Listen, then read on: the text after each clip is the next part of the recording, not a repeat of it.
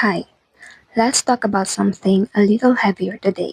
Let's talk about something that's been affecting a lot of Filipinos, the recent heavy rains and flooding in every part of the Philippines, especially in Manila.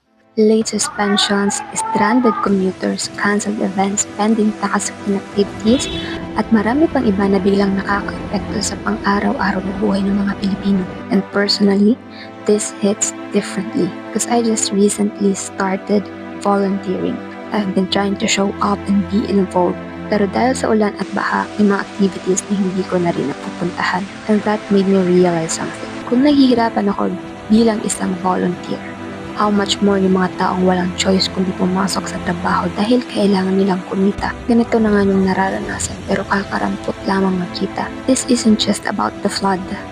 It's about people's everyday struggle. There were a lot of posts circulating online, people asking for updates, sharing flooded areas, mga lugar na nangangailangan ng tulong at mga ordinaryong mamamayan that's stepping up when help is needed. Meanwhile, may mga taong komportable, safe, may pagkain sa mesa, at may mga pribilehiyong hindi maranasan yung hirap ng mga ordinaryong Pilipino.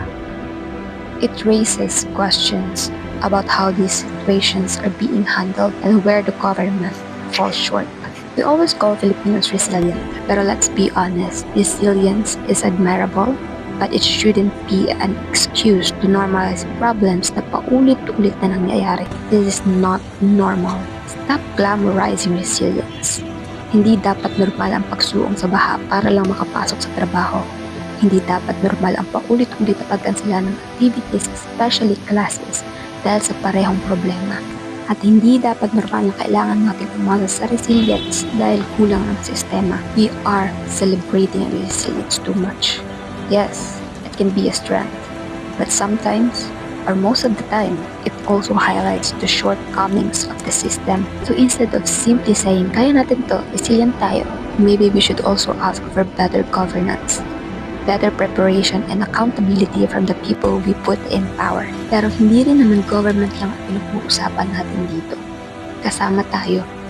Kung hindi tayo nagtatapon ng basura kung saan-saan, kung mas responsable tayo sa environment, kung mas mainit tayo sa pagpili ng mga ibinuboto natin, maybe we could prevent or lessen some of these problems.